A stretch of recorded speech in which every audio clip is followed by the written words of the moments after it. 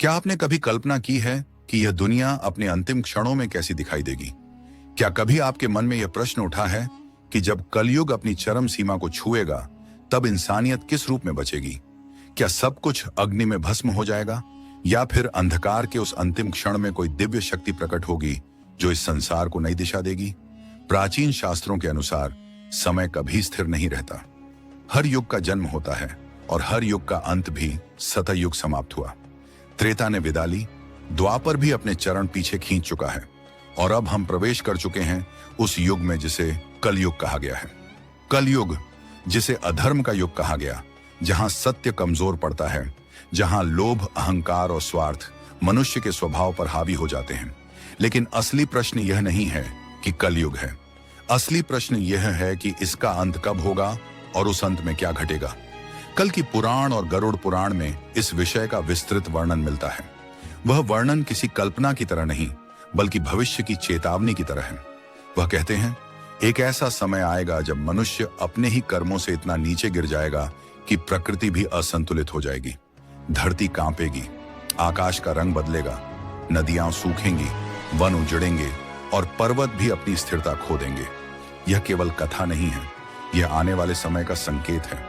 अब शायद आपके मन में यह विचार आ रहा होगा, अगर कलयुग का अंत अभी लाखों वर्षों दूर है, तो आज इस पर सोचने की क्या आवश्यकता है? यहीं सबसे गहरा रहस्य छिपा है। समय भले ही दूर हो, लेकिन उसके लक्षण पहले ही दिखाई देने लगते हैं। मनुष्य का व्यवहार, उसकी सोच, उसकी प्राथमिकताएं धीरे धीरे उसी दिशा में बढ़ रही हैं जिसकी ओर शास्त्रों ने संकेत किया था। आज मैं आपको केवल एक कहानी नहीं सुनाने जा रहा, मैं आपको एक ऐसे दर्पण के सामने खड़ा करने जा रहा हूं जिसमें हम सब, आप भी और मैं भी, अपना आने वाला कल देख सकते हैं। महाभारत का युद्ध समाप्त हो चुका था। कुरुक्षेत्र की भूमि अभी भी रक्त और पीड़ा की स्मृतियां समेटे हुए थी। धर्मराज युधिष्ठिर ने हस्तिनापुर का राज्यभार संभाल लिया था। चारों ओर शांति थी, लेकिन युधिष्ठिर के भीतर अशांति का तूफान उठ रहा था। वे जानते थे, द्वापर युग विदा ले चुका है और अब कलयुग धीरे धीरे संसार में प्रवेश कर रहा है। एक दिन उन्होंने अपने भाइयों से कहा, मुझे भय है, आने वाला समय मनुष्य को किस दिशा में ले जाएगा। क्या लोग धर्म और अधर्म में अंतर कर पाएंगे, या फिर मोह और स्वार्थ उन्हें अंधा कर देंगे? अर्जुन ने तुरंत उत्तर दिया, यदि कोई शत्रु है तो बताइए भ्राता, मैं अभी उसका अंत कर दूंगा। युधिष्ठिर ने शांत स्वर में कहा, यह कोई बाहरी शत्रु नहीं है अर्जुन, यह संकट मनुष्य के भीतर जन्म ले रहा है। यह कलयुग है और यही मुझे सबसे अधिक भयभीत करता है। भीम ने भी चिंता व्यक्त की, यदि ऐसा है तो हमें मार्गदर्शन की आवश्यकता है। हमें जानना होगा कि आगे क्या करना है। तभी एक निर्णय लिया गया। पांडवों ने निश्चय किया कि वे उस एकमात्र व्यक्ति के पास जाएंगे जो समय के रहस्यों को जानता है, भगवान श्री कृष्ण। समुद्र के किनारे बसी दिव्य नगरी द्वारिका, यहीं पांडव पहुंचे। युधिष्ठिर ने कृष्ण के चरणों में नमन किया और पूछा, हे माधव, कृपा कर हमें बताइए, कल युग में मनुष्य का स्वभाव कैसा होगा, उसकी प्रवृत्तियां किस ओर जाएंगी और उस अंधकार में मोक्ष का मार्ग क्या होगा? श्री कृष्ण मंद मुस्कुराए। उनकी दृष्टि में ऐसा तेज था मानो उन्होंने भूत, वर्तमान और भविष्य तीनों को एक साथ देख लिया हो। वे बोले, धर्मराज, इस प्रश्न का उत्तर साधारण शब्दों में नहीं दिया जा सकता। यह बात केवल सुनकर नहीं समझी जा सकती थी, इसे स्वयं देखकर महसूस करना आवश्यक था। केशव ने गंभीर दृष्टि से पांडवों की ओर देखा और कहा, तुम सब अलग अलग दिशाओं में जाओ, चारों ओर फैले उन घने और रहस्यमय वनों में प्रवेश करो। जो कुछ तुम्हारी आंखों के सामने घटेगा, वही आने वाले युग की सच्ची तस्वीर होगी। जब लौट कर आओगे, तब मैं तुम्हें उसका अर्थ समझाऊंगा। युधिष्ठिर ने विनम्रता से मस्तक झुकाया, जैसा आदेश माधव। इसके बाद पांडव 4 दिशाओं में प्रस्थान कर गए। अब कल्पना कीजिए, चारों ओर फैले अंधकारमय जंगल, जहां हर दिशा मानवता के भविष्य का दर्पण बन चुकी थी। कहीं मनुष्य लालच में इतना अंधा हो चुका था कि अपनों को भी वस्तु समझने लगा था। कहीं धर्म का मुखौटा पहनकर अधर्म खुलेआम नृत्य कर रहा था। कहीं संबंध केवल स्वार्थ की डोर से बंधे थे और कहीं इंसान की क्रूरता इतनी बढ़ चुकी थी कि पशु पक्षी भी उसकी आहट से कांप उठते थे। ये दृश्य कल्पना नहीं थे, ये आने वाले कलयुग की सच्ची परछाइयां थीं। यही वह क्षण था जहां से इस कथा की वास्तविक शुरुआत होती है। ध्यान से सुनिए, यह कहानी केवल ग्रंथों में दर्ज कोई आख्यान नहीं है। यह भविष्य का खाका है, एक चेतावनी जो बताती है कि यदि मनुष्य ने अपने विचार और कर्म नहीं बदले तो उसका अंत किस दिशा में जाएगा। आज हम उसी यात्रा पर निकलेंगे। हम जानेंगे कि कलयुग का असली चेहरा कैसा होगा। हम उन भविष्यवाणियों को सुनेंगे जो भीतर तक झकझोर देंगी, और हम यह भी समझेंगे कि ऐसे समय में मनुष्य को कौन सा मार्ग चुनना चाहिए। याद रखिए, यह मात्र कथा नहीं, यह सच की पुकार है, और सच से मुंह मोड़ना असंभव है। तो हमारे साथ बने रहिए, क्योंकि आगे जो आप सुनने वाले हैं वह शायद आपकी सोच बदल दे, और संभव है आपके जीवन की दिशा भी। श्री कृष्ण ने एक बार फिर पांडवों की ओर देखा और गूढ़ स्वर में बोले, चारों दिशाओं में जाओ, उन वनों में प्रवेश करो जहां रहस्य सांस लेते हैं। यदि कोई विचित्र घटना या असामान्य दृश्य दिखाई दे तो उसे मन में अंकित कर लेना। वापस आकर मुझे सब बताना, तभी तुम कलयुग के रहस्य को समझ पाओगे। आज्ञा मिलते ही पांडव अपने रथ वहीं छोड़कर पैदल ही आगे बढ़ गए। वन बाहर से शांत प्रतीत होता था, लेकिन भीतर एक अजीब सा कंपन था, मानो हर वृक्ष, हर पत्ता और हर हवा कुछ कहने को व्याकुल हो। अधिक अनुभव प्राप्त करने के लिए पांचों भाई अलग अलग दिशाओं में बंट गए। युधिष्ठिर एक घने और साए से भरे वन में पहुंचे। अचानक उनकी दृष्टि एक अजीब दृश्य पर जा टिकी। वहां एक विशाल हाथी था, लेकिन उसके 2 सूंड थे, और उन दोनों सूंडों से वह बेरहमी से बड़े बड़े वृक्ष उखाड़ रहा था। युधिष्ठिर स्तब्ध रह गए। यह असाधारण शक्ति और यह विकृत रूप आखिर किस बात का संकेत था? दूसरी ओर अर्जुन एक शांत और सुंदर वन में पहुंचे। चारों ओर हरियाली थी, पक्षियों का कलरव वातावरण को मधुर बना रहा था। पर तभी उनकी आंखें एक दृश्य पर ठहर गईं। उनके सामने एक विशाल पक्षी था। उसके पंखों पर वेदों के मंत्र अंकित थे। क्षण भर को दृश्य अत्यंत पवित्र लगा, लेकिन अगले ही पल वह पक्षी मृत प्राणियों का मांस नोचने लगा। अर्जुन का हृदय कांप उठा।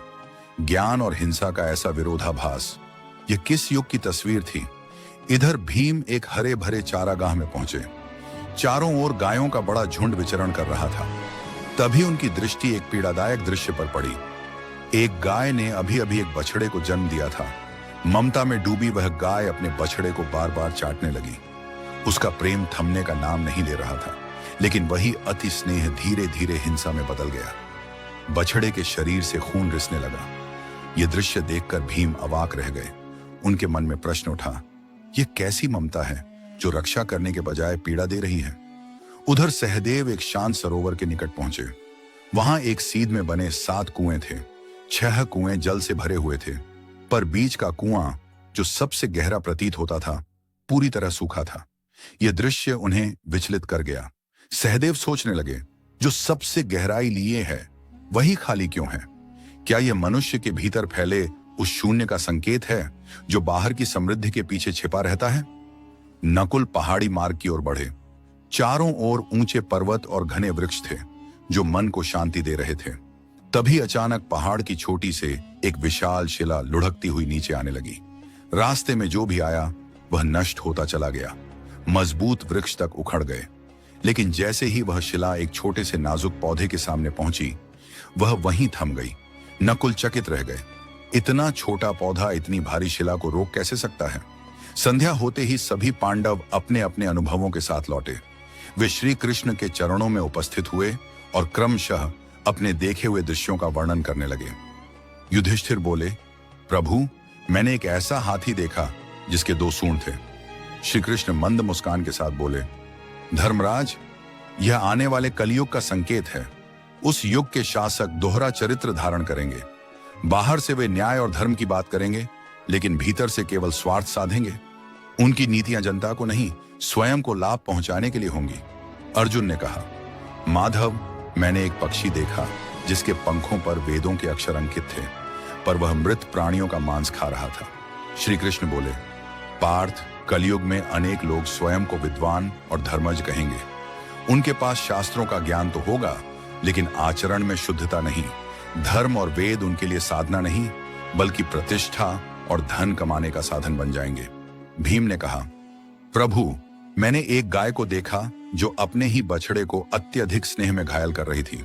श्री कृष्ण बोले, भीम, यह संकेत है कि कल युग में माता पिता का अति प्रेम बच्चों के लिए बाधा बन जाएगा। प्रेम के नाम पर वे बच्चों को इतना बांध लेंगे कि वे आत्मनिर्भर नहीं बन पाएंगे। जब स्नेह सीमा लांघता है तो वही पीड़ा का कारण बनता है। सहदेव ने कहा, प्रभु, मैंने 7 कुएं देखे, 6 जल से भरे थे, लेकिन बीच का सबसे गहरा कुआं बिल्कुल सूखा था। श्री कृष्ण ने उत्तर दिया, सहदेव, यह दृश्य दर्शाता है कि कलयुग में लोग बाहरी रूप से संपन्न दिखाई देंगे, पर भीतर से संवेदनहीन हो जाएंगे। करुणा, सहयोग और मानवता का जल उनके हृदय से सूख जाएगा। आसपास कोई दुखी हो, फिर भी वे अपने स्वार्थ में मग्न रहेंगे। अंत में नकुल बोले, प्रभु, मैंने एक विशाल शिला को देखा जो सब कुछ रौंदती चली आ रही थी, लेकिन एक छोटा सा पौधा उसे रोक सका। श्री कृष्ण बोले, नकुल, यह सत्य है कि धन, बल और सत्ता मनुष्य को विनाश से नहीं बचा सकते, लेकिन जो व्यक्ति सच्चे मन से ईश्वर की भक्ति में स्थिर रहता है, वह उस छोटे पौधे की तरह हर संकट के आगे दीवार बन सकता है। कलयुग में भक्ति ही मनुष्य का सबसे बड़ा आश्रय होगी। और यह कथा यहीं समाप्त नहीं होती। गरुड़ पुराण में आगे भी ऐसे अनेक गूढ़ और रहस्यमय प्रसंग आते हैं जो कलयुग के सत्य को और भी गहराई से उजागर करते हैं। गरुड़ ने एक दिन भगवान विष्णु से विनम्र भाव से प्रश्न किया, हे जगत पालक, चारों युगों में जब सतयुग, त्रेता और द्वापर भी आए, तो फिर कलयुग को सबसे भयानक और अंधकारमय युग क्यों कहा जाता है? इसके अंत से पहले कौन कौन से संकेत दिखाई देंगे और यह युग समाप्त कैसे होगा? गरुड़ के प्रश्न को सुनकर भगवान विष्णु का स्वर गंभीर हो उठा। उन्होंने कहा, हे गरुड़, कल युग वह काल होगा जहां धर्म क्षीण हो जाएगा और अधर्म अपने चरम पर पहुंच जाएगा। स्वार्थ, लोभ और पाप मनुष्य के जीवन का आधार बन जाएंगे। इस युग के अंतिम चरण में ऐसे लक्षण प्रकट होंगे जो सृष्टि के विनाश की ओर स्पष्ट संकेत करेंगे। आओ, इन संकेतों को विस्तार से समझो।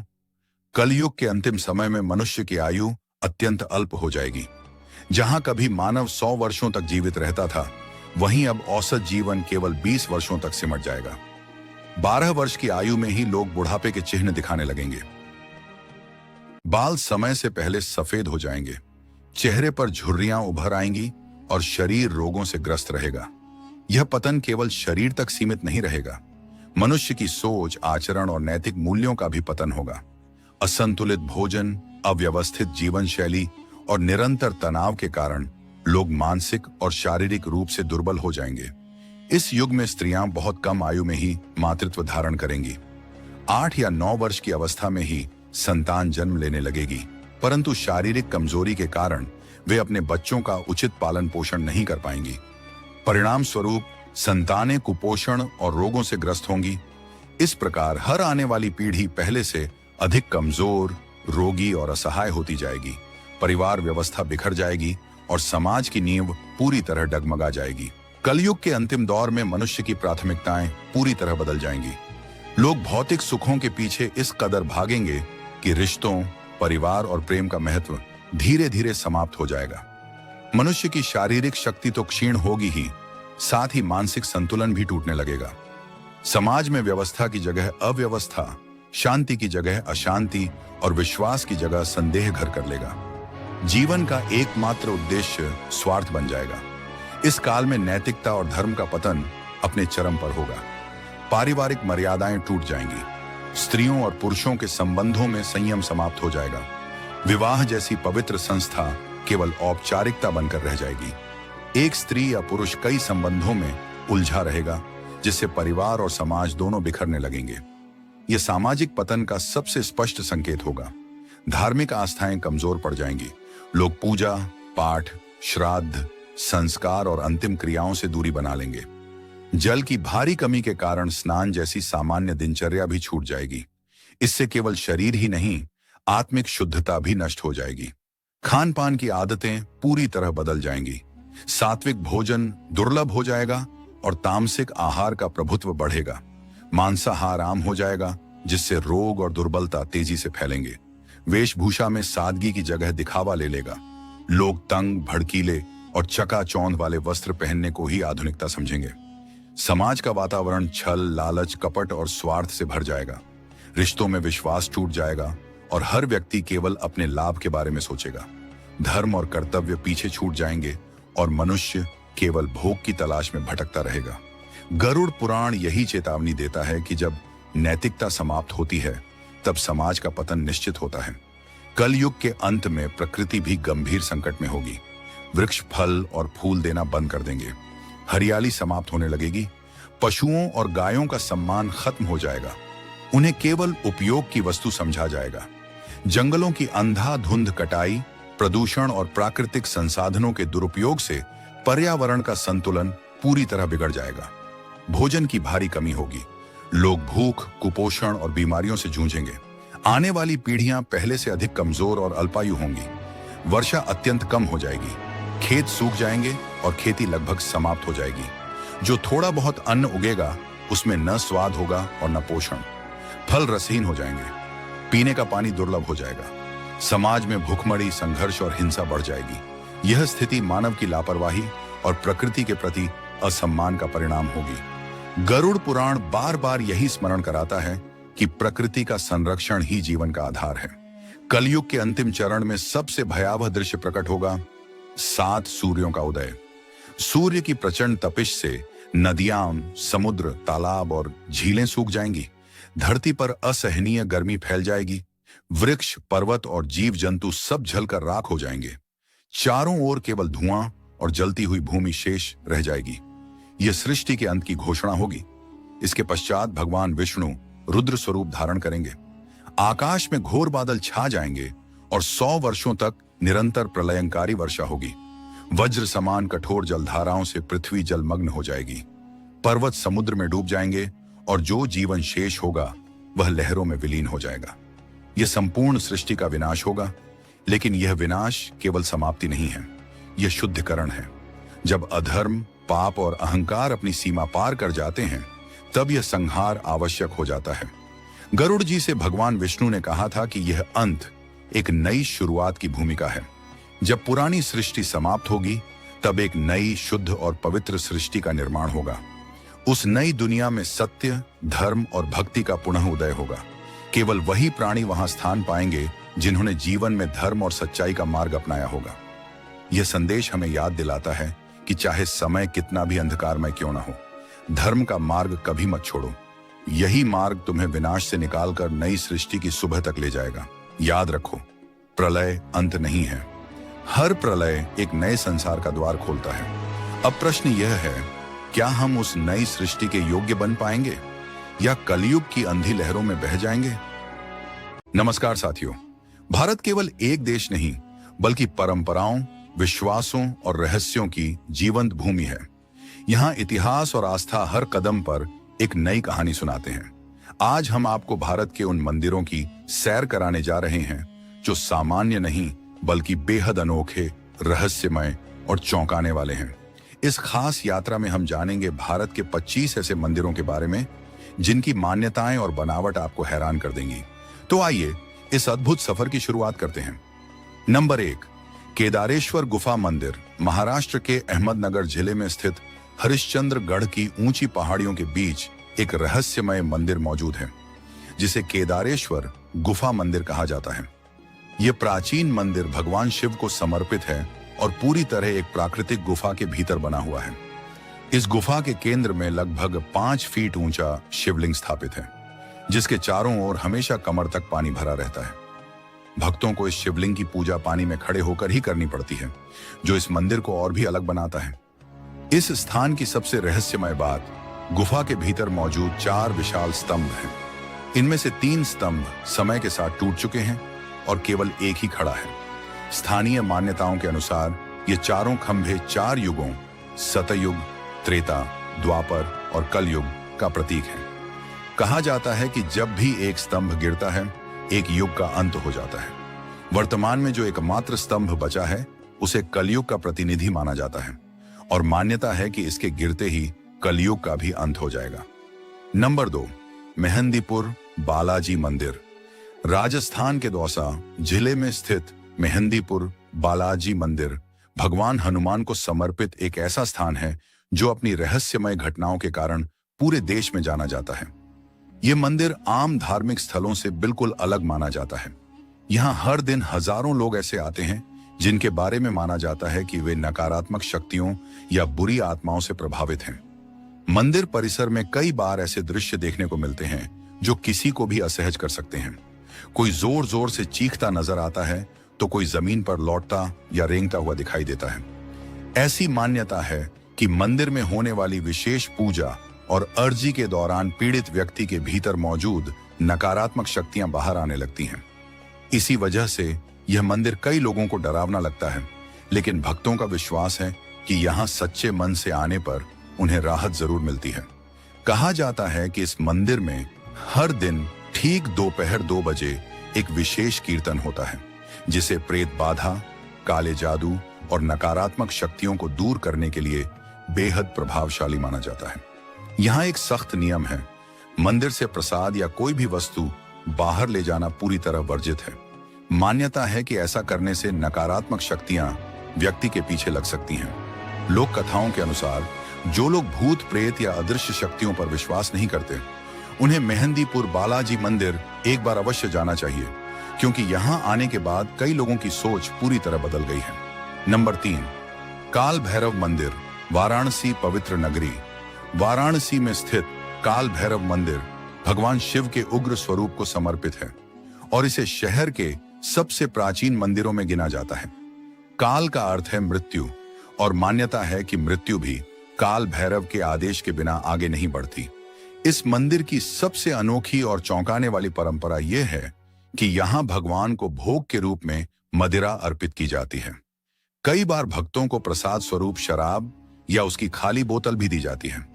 हर दिन बड़ी संख्या में श्रद्धालु यहाँ दर्शन के लिए पहुंचते हैं और लोगों का विश्वास है कि काल भैरव को मदिरा चढ़ाने से उनकी मनोकामनाएं अवश्य पूर्ण होती हैं। नंबर 4, ज्वालाजी मंदिर, कांगड़ा। हिमाचल प्रदेश के कांगड़ा जिले में स्थित ज्वालाजी मंदिर भारत के प्रमुख शक्तिपीठों में से एक माना जाता है। धार्मिक मान्यताओं के अनुसार माता सती की जिह्वा इसी स्थान पर गिरी थी, जिसके कारण यहाँ शक्ति की आराधना होती है। इस मंदिर की सबसे रहस्यमयी बात है यहाँ जलने वाली वह अखंड ज्योति जो पिछले 100 वर्षों से भी अधिक समय से बिना बुझी लगातार जल रही है। श्रद्धालु इसे माता का चमत्कार मानते हैं।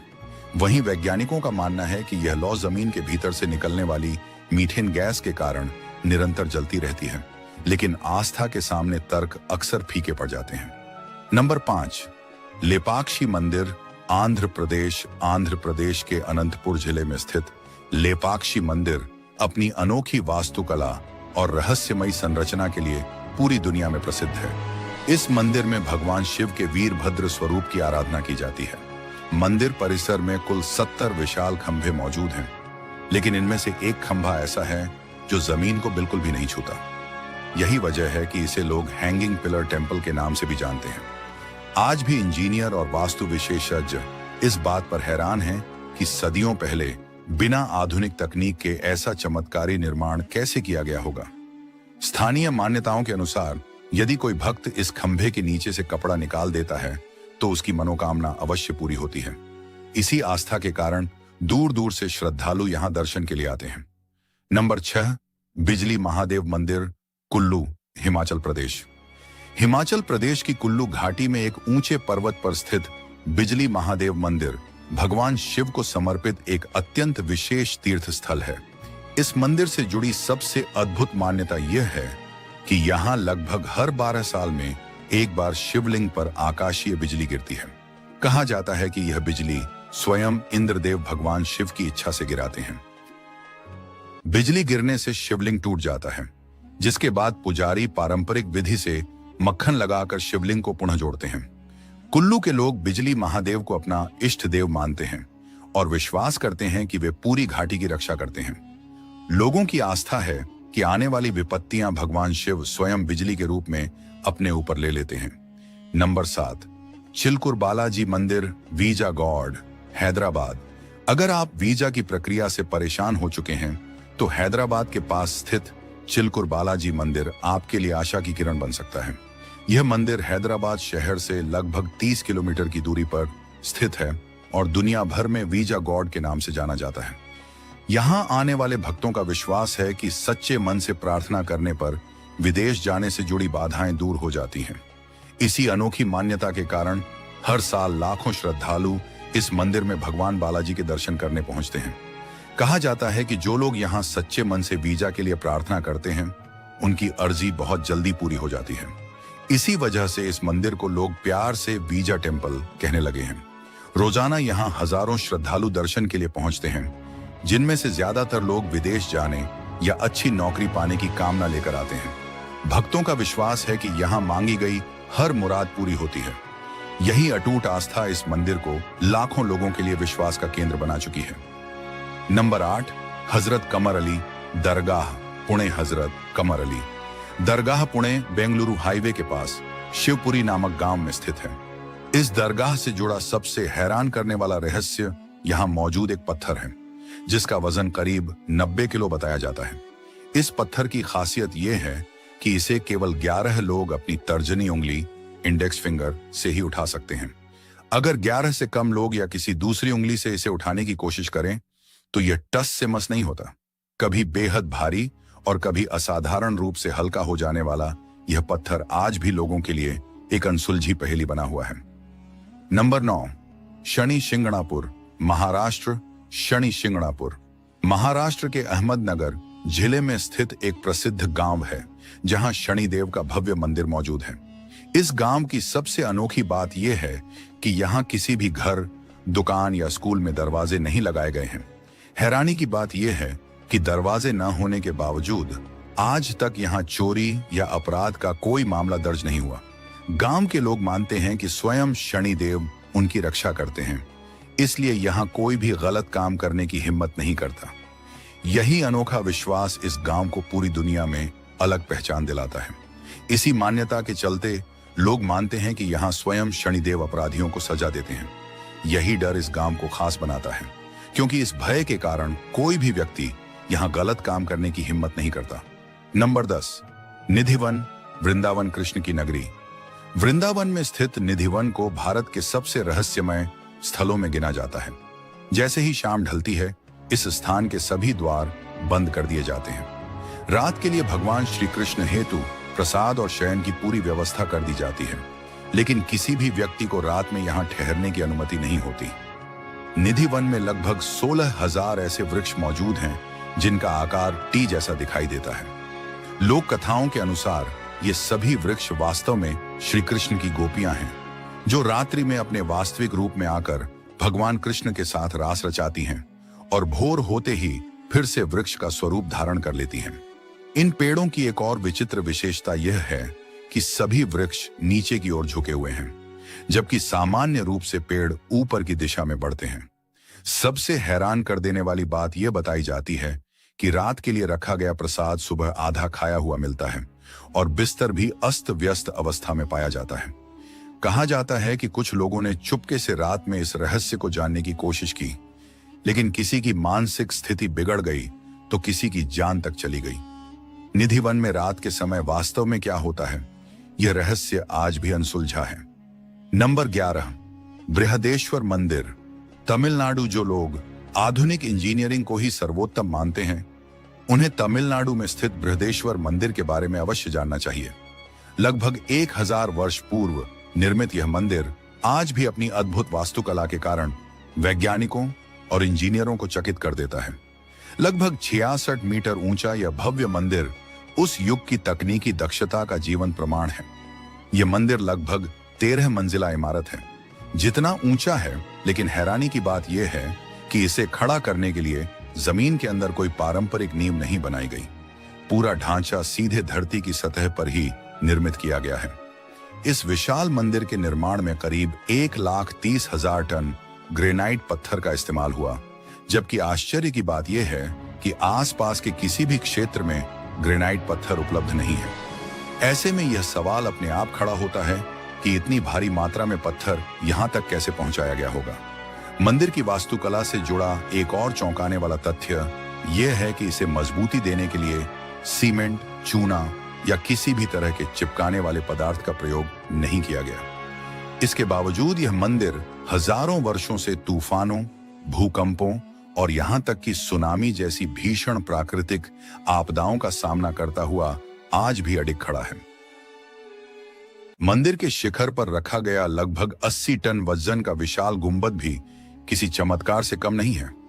यह गुंबद एक ही पत्थर को तराश कर बनाया गया है और उस समय बिना किसी आधुनिक मशीन या क्रेन के इतनी ऊंचाई तक पहुंचाया गया था। सबसे रहस्यमयी बात यह है कि इस गुंबद को इस तरह डिजाइन किया गया है कि दिन के किसी भी समय इसकी परछाई जमीन पर दिखाई नहीं देती। हजारों साल पुरानी इस अद्भुत इंजीनियरिंग को देखकर ऐसा लगता है कि प्राचीन काल के कारीगर और वास्तुकार तकनीक के मामले में अपने समय से कहीं आगे थे, शायद आज की आधुनिक तकनीक से भी। नंबर 12, मत्स्य माता मंदिर। गुजरात आमतौर पर मंदिरों में देवी देवताओं की पूजा होती है, लेकिन गुजरात के वलसाड़ जिले की मगो डुंगरी नामक जगह पर एक ऐसा अनोखा मंदिर है जहां व्हेल मछली की पूजा की जाती है।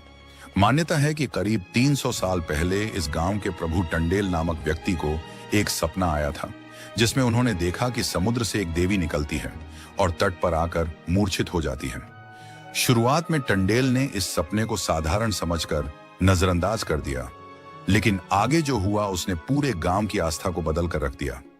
काफी सोच विचार के बाद जब वह व्यक्ति अगली सुबह कुछ ग्रामीणों के साथ समुद्र किनारे पहुंचा तो वहां एक विशाल व्हेल मछली मृत अवस्था में पड़ी हुई मिली। इस अद्भुत घटना को लोगों ने साधारण संयोग नहीं माना, बल्कि इसे देवी का संकेत समझ लिया। धीरे धीरे गांव वालों में यह विश्वास गहराने लगा कि यह मछली स्वयं माता का स्वरूप है।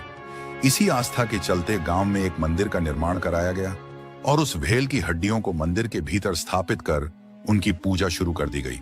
हालांकि शुरुआत में कई लोगों ने मछली की पूजा का विरोध किया और इसे गलत परंपरा बताया, लेकिन कहा जाता है कि इसके कुछ ही समय बाद गांव में एक भयानक महामारी फैल गई, जिससे लोग भयभीत हो उठे।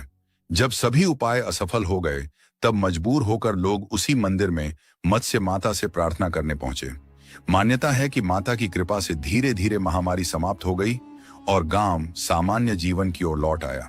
इसके बाद लोगों की आस्था और भी मजबूत हो गई। आज भी गांव और आसपास के क्षेत्रों के लोग अपने परिवार की सुख शांति, स्वास्थ्य और समृद्धि की कामना लेकर इस मंदिर में दर्शन के लिए जाते हैं। नंबर 13, यमराज मंदिर, भरमौर, हिमाचल प्रदेश। हिमाचल प्रदेश के भरमौर क्षेत्र में स्थित यह मंदिर दुनिया का एकमात्र ऐसा मंदिर माना जाता है जो मृत्यु के देवता यमराज को समर्पित है। लोक मान्यताओं के अनुसार किसी भी व्यक्ति की मृत्यु के बाद यमदूत उसकी आत्मा को इसी स्थान पर लाते हैं जहां धर्मराज की दिव्य अदालत लगती है। कहा जाता है कि इस मंदिर में 4 रहस्यमय और अदृश्य द्वार हैं, जो क्रमशः सोना, चांदी, तांबा और लोहे से जुड़े माने जाते हैं। आत्मा के कर्मों का यही लेखा जोखा होता है। जिन आत्माओं ने पुण्य कर्म किए होते हैं उन्हें सोने के द्वार से स्वर्ग की ओर भेजा जाता है, जबकि पाप कर्म करने वालों को लोहे के द्वार से नरक की ओर। इस मंदिर से जुड़ी मान्यताएं इतनी भय और रहस्य से भरी हैं कि आज भी अधिकांश लोग इसके भीतर प्रवेश करने का साहस नहीं करते। वे दूर से ही यमराज को नमन कर आगे बढ़ जाते हैं। नंबर 14, श्री सिद्ध खेड़ापति हनुमान मंदिर, मध्य प्रदेश। मध्य प्रदेश के शाजापुर जिले के बोलाई गांव में स्थित यह हनुमान मंदिर सिद्धवर खेड़ापति के नाम से प्रसिद्ध है। मान्यता है कि यहाँ सच्चे मन से की गई प्रार्थना कभी निष्फल नहीं जाती और भक्तों की मनोकामनाएं अवश्य पूर्ण होती हैं। मान्यता है कि इस मंदिर में आने वाले लोगों को आने वाले समय की घटनाओं का आभास पहले ही हो जाता है। मंदिर के पुजारियों के अनुसार कुछ समय पहले पास के रेलवे ट्रैक पर 2 मालगाड़ियां उन्हें आपस में टकरा गई थीं। बाद में उन ट्रेनों के लोको पायलटों ने बताया कि हादसे से कुछ ही मिनट पहले उन्हें मन में एक अजीब सा डर महसूस हुआ था। उन्हें ऐसा लग रहा था जैसे कोई अदृश्य शक्ति उनसे ट्रेन की रफ्तार कम करने के लिए कह रही हो, लेकिन उन्होंने उस संकेत को नजरअंदाज कर दिया और गति कम नहीं की, जिसका नतीजा भीषण टक्कर के रूप में सामने आया। तभी से लोगों का विश्वास है कि जब भी कोई ट्रेन इस मंदिर के सामने से गुजरती है तो उसकी रफ्तार अपने आप धीमी हो जाती है। खैरापति हनुमान मंदिर की एक और अनोखी बात यह है कि यह देश का इकलौता मंदिर माना जाता है जहां हनुमान जी के साथ साथ भगवान गणेश भी एक ही स्थान पर विराजमान हैं। नंबर 15, कखन मठ मंदिर। यह मंदिर भगवान शिव को समर्पित है और मध्य प्रदेश में ग्वालियर से लगभग 65 किलोमीटर दूर सिहोनिया गांव में स्थित है। इसकी सबसे बड़ी खासियत इसकी अद्भुत वास्तुकला है, जो आज भी इंजीनियरों और वैज्ञानिकों को सोचने पर मजबूर कर देती है। इस मंदिर का निर्माण राजा कीर्ति ने सन 1025 में करवाया था। करीब 115 फीट ऊंचा यह मंदिर केवल पत्थरों को एक दूसरे पर संतुलित करके बनाया गया है। आश्चर्य की बात यह है कि इसके निर्माण में न तो सीमेंट का इस्तेमाल हुआ और न ही किसी प्रकार के जोड़ने वाले पदार्थ का। इसे देखकर ऐसा लगता है मानो तेज हवा का एक झोंका भी इसे गिरा सकता है। लेकिन सैकड़ों वर्षों से यह मंदिर भीषण आंधियों और तूफानों का सामना करते हुए आज भी पूरी मजबूती से खड़ा है। आधुनिक तकनीक के दौर में भी बिना किसी बंधन सामग्री के इतनी ऊंची संरचना खड़ी करना लगभग असंभव सा लगता है। नंबर 16, लाटू मंदिर, उत्तराखंड। उत्तराखंड के चमोली जिले में वाण गांव के पास स्थित यह मंदिर भी अपने रहस्यों और अनोखी परंपराओं के लिए जाना जाता है। यह मंदिर साल में केवल एक बार दर्शन के लिए खोला जाता है, लेकिन हैरानी की बात यह है कि अधिकतर श्रद्धालु मंदिर के अंदर जाने का साहस ही नहीं करते। लोग दूर से ही हाथ जोड़कर दर्शन कर लेते हैं। मान्यता है कि इस मंदिर के गर्भगृह में नागराज स्वयं अपनी दिव्य मणि के साथ निवास करते हैं। कहा जाता है कि उस मणि से निकलने वाला प्रकाश इतना तीव्र होता है कि यदि कोई सामान्य व्यक्ति उसे देख ले तो उसकी आंखों की रोशनी तक जा सकती है। इसी भय के कारण आज तक किसी भक्त ने मंदिर के भीतर प्रवेश करने की हिम्मत नहीं की। केवल पुजारी ही अंदर जाते हैं, वह भी पूरी सावधानी के साथ। पुजारी अपनी आंखों, नाक और मुंह को कपड़े से ढककर ही गर्भगृह में प्रवेश करते हैं। उनका विश्वास है कि मंदिर के अंदर की हवा में नागराज का विष फैला हो सकता है, जो सांस के जरिए शरीर में प्रवेश कर सकता है। इसी वजह से नाक और मुंह को ढकना अनिवार्य माना जाता है। इस रहस्यमयी स्थान को लाटू देवता का मंदिर कहा जाता है। इसका दर्शन मिलना अपने आप में बेहद दुर्लभ और अद्भुत अनुभव माना जाता है। नंबर 17, ईडाना माता मंदिर। राजस्थान के उदयपुर से लगभग 60 किलोमीटर दूर अरावली पर्वतमाला की गोद में स्थित ईडाना माता का मंदिर अपने आप में एक अनसुलझा रहस्य है। इस मंदिर से जुड़ी सबसे चौंकाने वाली बात यह है कि यहाँ हर महीने 2 से 3 बार अपने आप आग लग जाती है और आज तक कोई भी इसके पीछे का कारण नहीं जान पाया है। इस मंदिर में छत नहीं है और जब आग लगती है तो माता की मूर्ति सुरक्षित रहती है, लेकिन उनका श्रृंगार, वस्त्र और चुनरी पूरी तरह जलकर राख हो जाते हैं। स्थानीय लोग इस घटना को माता का अग्नि स्नान मानते हैं। मान्यता है कि जब मूर्ति पर चढ़ाए गए वस्त्र और श्रृंगार का भार अधिक हो जाता है, तब माता स्वयं अग्नि के माध्यम से स्वयं को शुद्ध करती हैं। सबसे आश्चर्यजनक बात यह है कि इस अग्नि से आज तक कभी कोई अन्य नुकसान नहीं हुआ। न तो मंदिर को क्षति पहुंची और न ही आसपास की किसी वस्तु को। आग केवल मूर्ति की चुनरी तक ही सीमित रहती है, जो इसे और भी रहस्यमयी बनाती है। नंबर 18, करणी माता मंदिर। राजस्थान के बीकानेर जिले में स्थित करणी माता जी का मंदिर शक्ति की उपासना का एक अनोखा केंद्र माना जाता है। श्रद्धालुओं का विश्वास है कि करणी माता स्वयं दुर्गा जी का अवतार है। यह मंदिर अपनी आस्था से ज्यादा यहाँ रहने वाले चूहों की वजह से पूरी दुनिया में प्रसिद्ध है। कहा जाता है कि मंदिर परिसर में करीब 20 से 25 हजार चूहे रहते हैं, जिन्हें यहाँ काबा कहा जाता है और इन्हें बेहद पवित्र माना जाता है। इन्हीं चूहों की सुरक्षा के लिए भक्त मंदिर में सामान्य तरह से चलने के बजाय पैरों को जमीन पर घसीटते हुए चलते हैं, ताकि किसी चूहे को नुकसान न पहुंचे। मान्यता है कि यदि कोई चूहा किसी भक्त के पैरों के ऊपर से निकल जाए तो यह अत्यंत शुभ संकेत होता है और मांगी गई मुराद जल्द पूरी होती है। मंदिर की रसोई में भी बड़ी संख्या में चूहे घूमते दिखाई देते हैं और वे प्रसाद को झूठा कर देते हैं, लेकिन इसके बावजूद भक्त पूरी श्रद्धा के साथ उसी प्रसाद को ग्रहण करते हैं।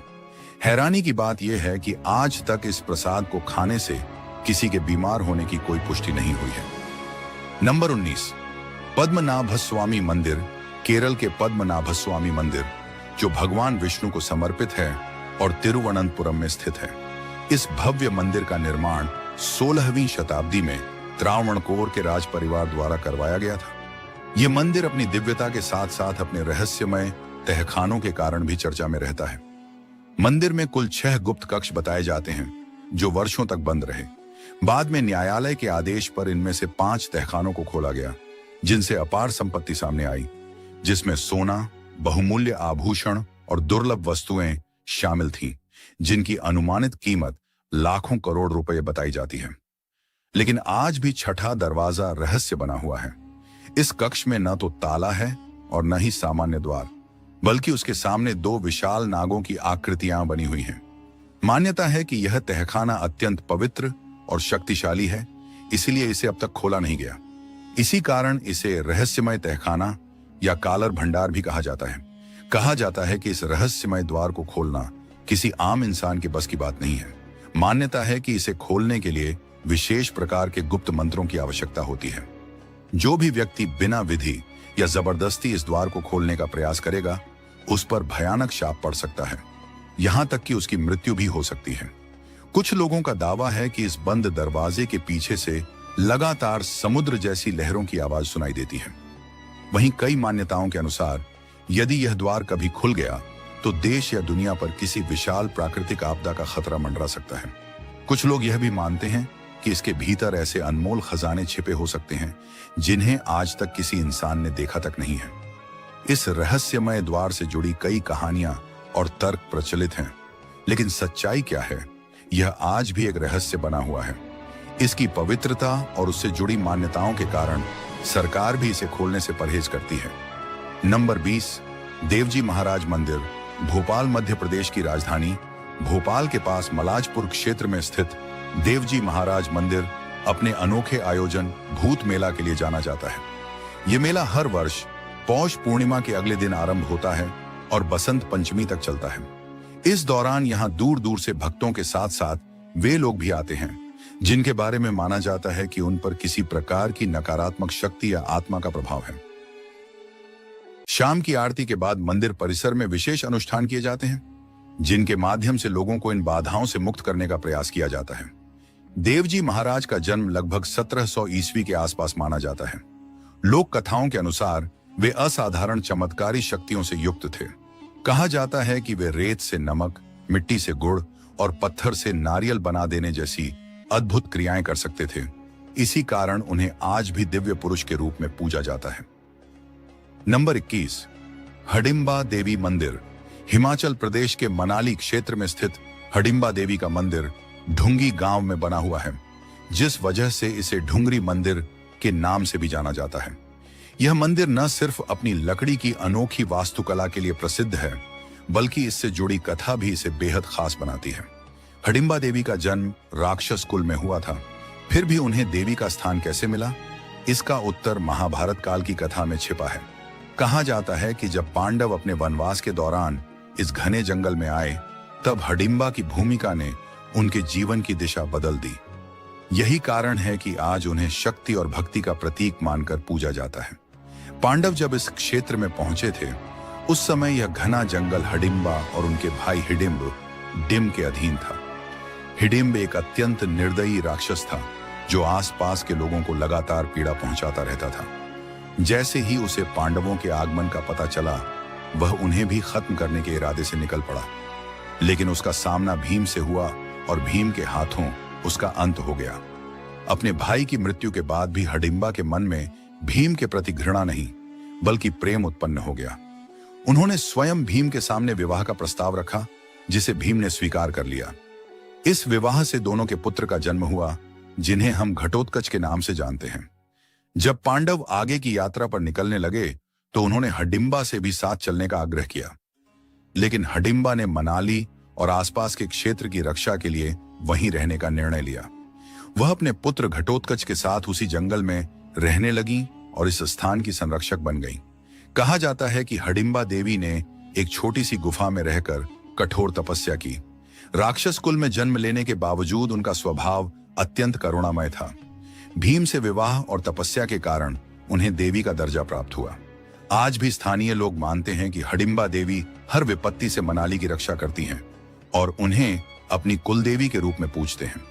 इस मंदिर की विशेषता यह है कि यहाँ देवी की कोई मूर्ति नहीं है, केवल एक छोटी गुफा और एक पवित्र पत्थर है जहाँ देवी ने तप किया था। इस मंदिर का निर्माण वर्ष 1553 में कुल्लू के राजा महाराजा बहादुर सिंह ने करवाया था। चारों ओर फैले घने देवदार के वृक्ष इस मंदिर की सुंदरता को और भी अलौकिक बना देते हैं। इसी कारण हडिम्बा देवी मंदिर आज मनाली के सबसे प्रसिद्ध दर्शनीय स्थलों में गिना जाता है, जहां हर साल देश विदेश से लाखों पर्यटक दर्शन के लिए आते हैं। Number 22, aeroplane temple. पंजाब के जालंधर के पास तलहगांव में स्थित यह अनोखा गुरुद्वारा अपनी अलग ही मान्यता के लिए जाना जाता है। भारत में एक ऐसा अनोखा गुरुद्वारा भी मौजूद है जहां श्रद्धालु अपनी मन्नत पूरी होने की कामना के साथ खिलौना हवाई जहाज चढ़ाते हैं। इस गुरुद्वारे का असली नाम शहीद बाबा निहाल सिंह जी गुरुद्वारा है, लेकिन लोगों के बीच यह अब एरोप्लेन गुरुद्वारा के नाम से ज्यादा मशहूर हो चुका है। मान्यता है कि जो लोग विदेश जाने की इच्छा रखते हैं, अगर वे यहाँ श्रद्धा से खिलौना एरोप्लेन अर्पित करते हैं तो उनका वीजा जल्दी लग जाता है। इस परंपरा की शुरुआत किसने की और कब हुई, इसका कोई लिखित या ऐतिहासिक प्रमाण नहीं मिलता। हालांकि स्थानीय लोगों के बीच एक प्रचलित कथा है। कहा जाता है कि कई साल पहले कुछ युवकों ने विदेश जाने की मुराद लेकर इस गुरुद्वारे में खिलौना विमान चढ़ाया था। संयोगवश कुछ समय बाद उन सभी का वीजा लग गया। इसके बाद यह विश्वास फैलता चला गया और धीरे धीरे यह परंपरा बन गई। आज स्थिति यह है कि रोजाना बड़ी संख्या में लोग यहाँ आते हैं और वीजा लगने की कामना के साथ खिलौना एरोप्लेन चढ़ाते हैं। खास बात यह है कि शाम के समय ये खिलौने आसपास के बच्चों को प्रसाद के रूप में बांट दिए जाते हैं, जिससे उनकी खुशी भी जुड़ जाती है। नंबर 23, चाइनीज काली मंदिर। कोलकाता में एक इलाका है नारा, जिसे लोग चाइना टाउन के नाम से भी जानते हैं, क्योंकि यहाँ लंबे समय से चीनी समुदाय के लोग रहते आ रहे हैं। इसी इलाके में स्थित है एक बेहद अनोखा काली माता का मंदिर। देखने में यह मंदिर आम मंदिरों जैसा ही लगता है, लेकिन इसकी सबसे खास बात है यहाँ दिया जाने वाला प्रसाद। इस मंदिर में भक्तों को प्रसाद के रूप में मोमो, चाउमीन और अन्य चाइनीज व्यंजन दिए जाते हैं, जो इसे बाकी मंदिरों से बिल्कुल अलग बनाते हैं। मान्यता के अनुसार करीब 60 साल पहले एक चीनी परिवार का बच्चा गंभीर रूप से बीमार हो गया था। तमाम इलाज और डॉक्टरों के प्रयासों के बावजूद जब कोई सुधार नहीं हुआ, तो उसके माता पिता आखिरी उम्मीद के तौर पर बच्चे को इस स्थान पर लेकर आए। उस समय यहाँ कोई भव्य मंदिर नहीं था, लेकिन श्रद्धा और विश्वास के साथ की गई प्रार्थना के बाद बच्चे की हालत में सुधार होने लगा। इसके बाद इस जगह को माता काली से जोड़कर देखा जाने लगा और यहीं से इस अनोखे मंदिर की शुरुआत हुई, जहां आज भी भारतीय और चीनी संस्कृति का अद्भुत संगम देखने को मिलता है। कभी एक पेड़ के नीचे रखे 2 साधारण से पत्थरों को वहां के लोग मां काली का स्वरूप मानते थे। लोग श्रद्धा से वहां शीश झुकाते थे, लेकिन उस स्थान को पहचान तब मिली जब एक दंपति अपने बीमार बच्चे को लेकर वहां पूजा कराने पहुंचे। कहा जाता है कि पूजा के कुछ समय बाद ही बच्चा पूरी तरह स्वस्थ हो गया। इस चमत्कार के बाद उसी स्थान पर मंदिर का निर्माण कराया गया। धीरे धीरे मां काली के प्रति लोगों की आस्था इतनी बढ़ी कि न सिर्फ स्थानीय लोग, बल्कि दूर दराज से आए चीनी समुदाय के लोग भी यहां दर्शन के लिए आने लगे। आज यह मंदिर सांस्कृतिक एकता का अद्भुत उदाहरण बन चुका है, जहां हिंदू और चीनी पुजारी मिलकर पूजा अर्चना करते हैं। मंदिर परिसर में चीनी अगरबत्तियों की खुशबू और मां काली की आरती साथ साथ गूंजती है। Number 24, Channapatna dog temple. Karnataka के चन्नापटना में स्थित यह मंदिर अपनी अनोखी परंपरा के लिए जाना जाता है, जहां कुत्तों को रक्षक के रूप में पूजा जाता है। इस मंदिर की कहानी साल 2010 से शुरू होती है, जब गांव के एक व्यापारी रमेश ने अपनी कुल देवी केम्पम्मा माता का मंदिर बनवाने का निर्णय लिया। मंदिर के निर्माण के दौरान रोज 2 कुत्ते आकर चुपचाप आंगन में बैठ जाया करते थे। यह सिलसिला तब तक चला जब तक मंदिर बनकर पूरा नहीं हो गया। लेकिन हैरानी की बात यह रही कि मंदिर पूर्ण होते ही दोनों कुत्ते अचानक गायब हो गए और फिर कभी दिखाई नहीं दिए। कुछ समय बाद गांव के एक व्यक्ति को स्वप्न में केम्पम्मा देवी के दर्शन हुए। देवी ने संकेत दिया कि उन दोनों कुत्तों की मूर्तियां मंदिर में स्थापित की जाएं, क्योंकि वे गांव और मंदिर की रक्षा कर रहे हैं।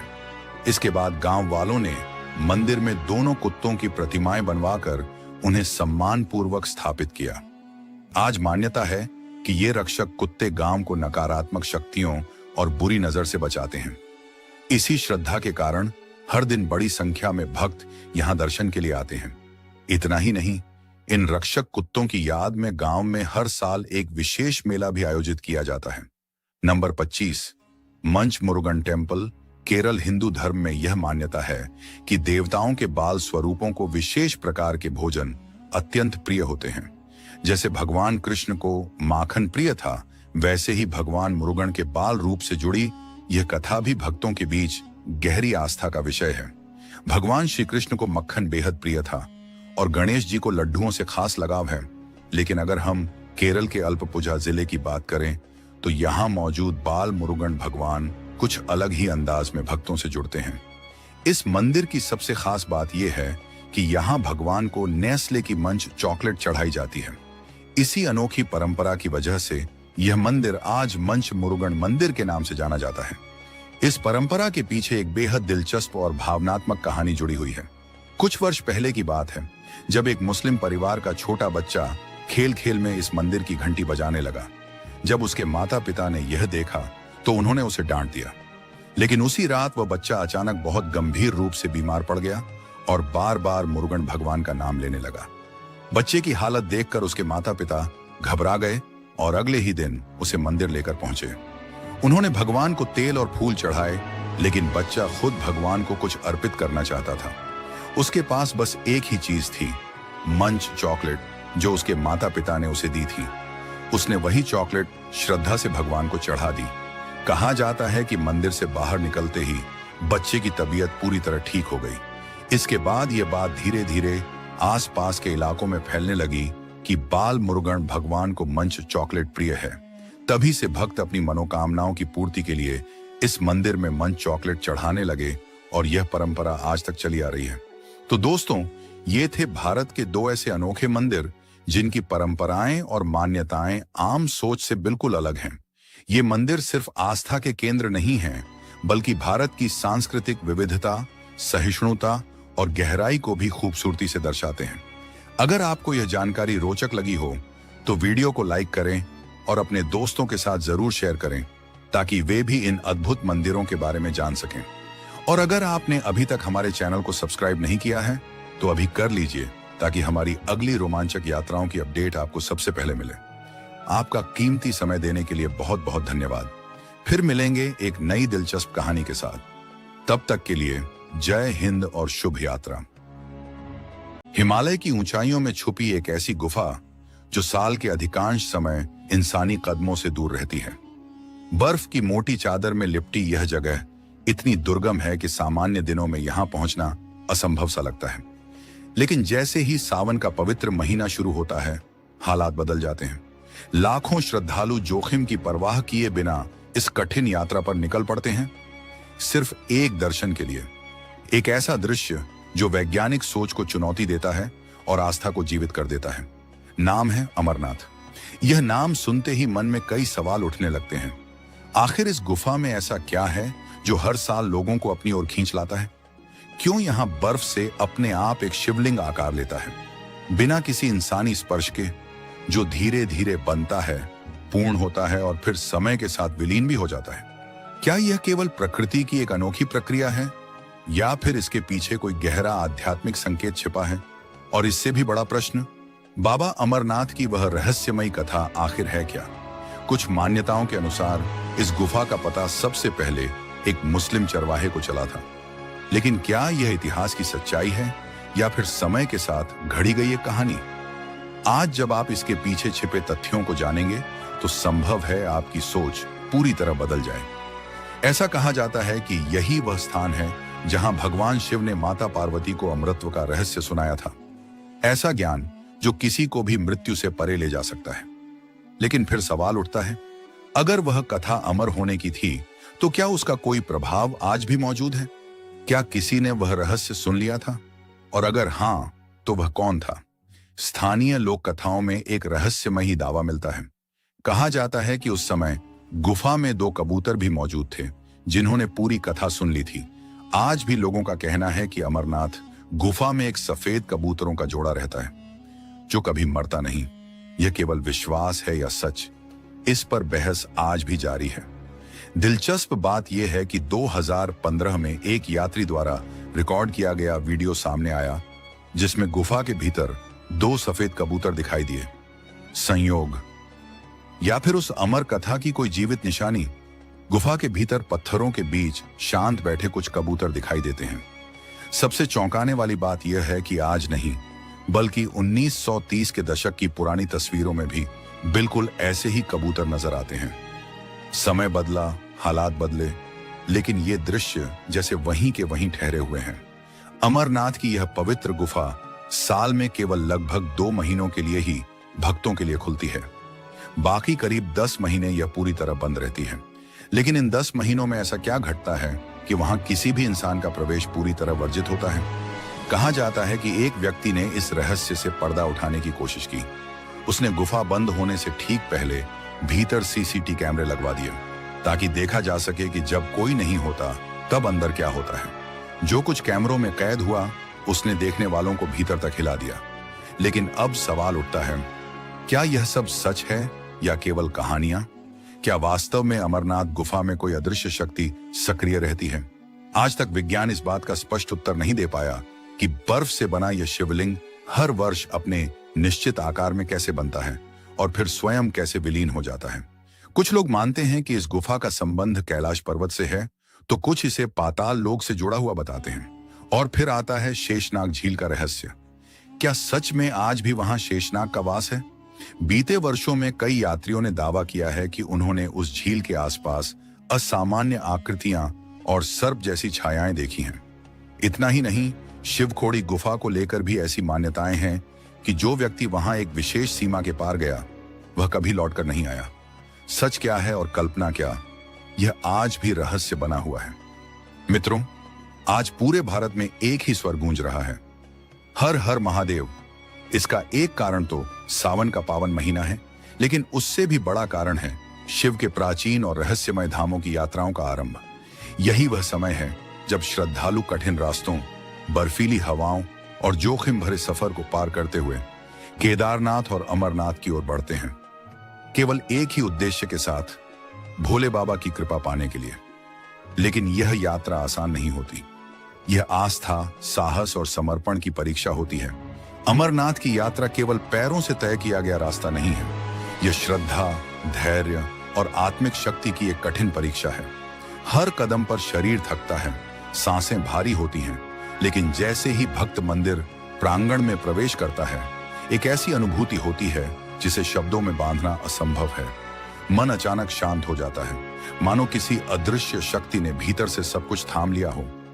आज की इस डॉक्यूमेंट्री में हम आपको अमरनाथ से जुड़े उन रहस्यों से रूबरू कराने वाले हैं जिनका जिक्र बहुत कम किया गया और जिनकी सच्चाई आपको सोचने पर मजबूर कर देगी।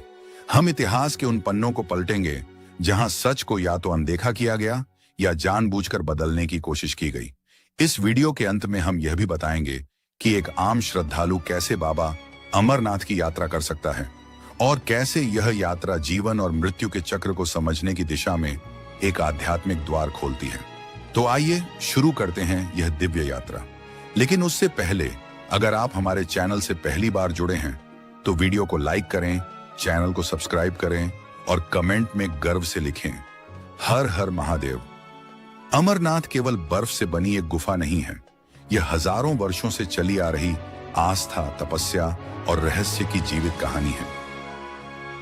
जम्मू कश्मीर की राजधानी श्रीनगर से करीब 135 किलोमीटर दूर उत्तर पूर्व दिशा में स्थित यह पवित्र स्थल समुद्र तल से लगभग 13,600 फीट की ऊंचाई पर है।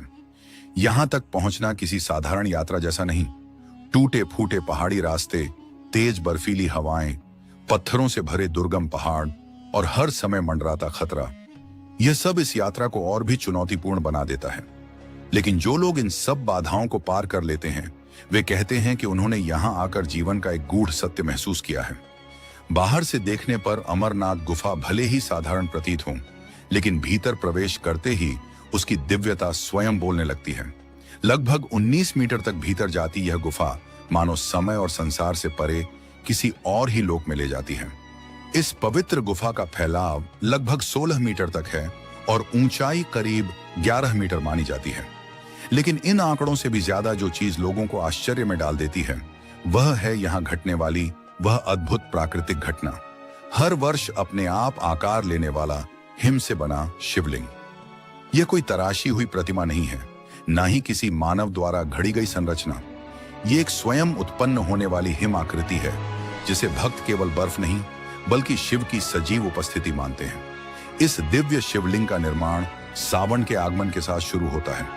आषाढ़ पूर्णिमा से लेकर रक्षाबंधन तक जब चंद्रमा की कला बढ़ती है, तब उसी अनुपात में यह हिम शिवलिंग भी आकार ग्रहण करता जाता है। श्रावण पूर्णिमा के दिन यह अपने पूर्ण स्वरूप में होता है। करीब 10 फीट की ऊंचाई के साथ। इसके बाद जैसे जैसे चंद्रमा क्षीण होता है, वैसे वैसे यह दिव्य आकृति भी धीरे धीरे प्रकृति में विलीन होने लगती है। सबसे चौंकाने वाली बात यह है कि यह शिवलिंग जिस बर्फ से बनता है वह असाधारण रूप से कठोर होती है, सालों तक स्थिर रहने की क्षमता रखती है, जबकि गुफा के भीतर मौजूद अन्य बर्फ हाथ लगाते ही पिघल जाती है। गुफा की छत से टपकती जल बूंदें धीरे धीरे इसी स्थान पर जमती हैं और समय के साथ यह दिव्य रूप धारण करती हैं। इसी कारण इस गुफा को अमृत की गुफा कहा जाता है। पुराणों के अनुसार यहीं भगवान शिव ने माता पार्वती को अमृतत्व का रहस्य सुनाया था, एक ऐसी कथा जिसे कोई और न सुन सके। इसी उद्देश्य से शिव ने पहले नंदी को, फिर चंद्रमा, नागों, गणों और यहां तक कि पंच तत्वों को भी त्याग दिया। कहा जाता है कि अपने प्रिय रुद्र गणों को भी शिव ने गुफा के बाहर रोक दिया, ताकि उस दिव्य ज्ञान का साक्षी केवल पार्वती ही बने। और यही कारण है कि यह स्थान केवल एक गुफा नहीं, बल्कि तीर्थों में भी सर्वोच्च तीर्थ माना जाता है। कहा जाता है कि अमरनाथ केवल एक तीर्थ नहीं, बल्कि एक ऐसा आध्यात्मिक पड़ाव है जो इंसान को अस्तित्व के सबसे गहरे प्रश्नों से रूबरू कराता है। जीवन क्या है, मृत्यु क्या है और पुनर्जन्म का रहस्य क्या है। यहाँ पहुंचने वाले श्रद्धालुओं के लिए यह कोई सामान्य यात्रा नहीं होती। कोई अपने पैरों से बर्फीले रास्तों को नापता है, कोई डंडी या पालकी का सहारा लेता है, तो कोई अत्यंत कठिन परिस्थितियों में नंगे पांव ही आगे बढ़ता है। सबका उद्देश्य एक ही होता है, उस दिव्य हिम शिवलिंग के दर्शन, जिसे देखना मानो स्वयं महादेव के साक्षात स्वरूप के सामने खड़े होने जैसा अनुभव है। हैरानी की बात यह है कि उम्र, बीमारी या शारीरिक कमजोरी भी इस आस्था को रोक नहीं पाती। बुजुर्ग हों, अस्वस्थ लोग हों या छोटे बच्चे, सभी इस दुर्गम यात्रा पर निकल पड़ते हैं, क्योंकि मान्यता है कि जिसने जीवन में एक बार भी बाबा अमरनाथ के दर्शन कर लिए, वह जन्म और मृत्यु के बंधन से मुक्त हो जाता है। रास्ता बेहद कठिन है, लेकिन जैसे ही यात्री गुफा के निकट पहुंचता है, सारी थकान मानो स्वतः समाप्त हो जाती है। बर्फीली हवाओं के बीच गूंजती घंटियों की ध्वनि, हर हर महादेव के जयकारे और सामने हिम से आकार लेता शिव का स्वरूप, उस क्षण मन, वाणी और आत्मा तीनों स्वतः नतमस्तक हो जाते हैं। यही है अमरनाथ, वह पावन स्थल जहां हर वर्ष शिव स्वयं बर्फ के रूप में प्रकट होते हैं। एक ऐसा धाम जहां प्रकृति के सामने विज्ञान भी मौन हो जाता है। लेकिन क्या आपने कभी यह जानने का प्रयास किया है कि इतनी दुर्गम और ऊंची पर्वत श्रृंखलाओं के बीच स्थित इस रहस्यमयी गुफा का पता सबसे पहले किसे चला था? लोक कथाओं और ऐतिहासिक संदर्भों के अनुसार इस गुफा की खोज किसी राजा या तपस्वी ने नहीं, बल्कि एक मुस्लिम चरवाहे ने की थी। इतिहासकारों के अनुसार अमरनाथ गुफा का पुनः प्रकटीकरण लगभग 16वीं शताब्दी में हुआ। कहा जाता है कि बूटा मलिक नाम का एक मुस्लिम चरवाहा अपनी बकरियों को चराते हुए इस क्षेत्र में पहुंचा था। तभी एक ऐसी घटना घटी जिसने इस गुफा को पूरी दुनिया के सामने प्रकट कर दिया। पहाड़ों की उन्हीं दुर्गम घाटियों में उसकी मुलाकात एक रहस्यमयी साधु से हुई। उस साधु ने जाते जाते उसे कोयले से भरा एक थैला सौंप दिया। बूटा मलिक उसे साधारण कोयला समझकर अपने घर ले आया, लेकिन जब उसने थैला खोला तो उसकी आंखें खुली रह गईं। अंदर बहुमूल्य हीरे और जवाहरात चमक रहे थे। खुशी से अभिभूत बूटा मलिक उस साधु का आभार जताने दोबारा उसी पहाड़ी की ओर लौट पड़ा। मगर इस बार वहां न तो कोई साधु था और न ही इंसानी उपस्थिति का कोई चिन्ह। उसकी जगह बर्फ से स्वयं प्रकट हुआ एक शिवलिंग खड़ा था। बाद में बूटा मलिक ने यह घटना गांव वालों को सुनाई और मान्यता है कि यहीं से अमरनाथ यात्रा की परंपरा शुरू हुई। आज भी अधिकांश श्रद्धालु अमरनाथ के इतिहास को इसी कथा से जोड़कर देखते हैं। लेकिन सवाल यह है, क्या यही पूरी सच्चाई है? इतिहास इसके बिल्कुल अलग संकेत देता है। 12वीं शताब्दी के प्रसिद्ध इतिहासकार कल्हण ने अपनी पुस्तक राज तरंगिणी में उल्लेख किया है कि कश्मीर के राजा संधिमती अमरनाथ की गुफा में स्थित हिमानी शिवलिंग की नियमित पूजा किया करते थे। यह प्रमाण इस बात की ओर इशारा करता है कि अमरनाथ की धार्मिक मान्यता बूटा मलिक की कथा से कई शताब्दियों पहले ही स्थापित हो चुकी थी।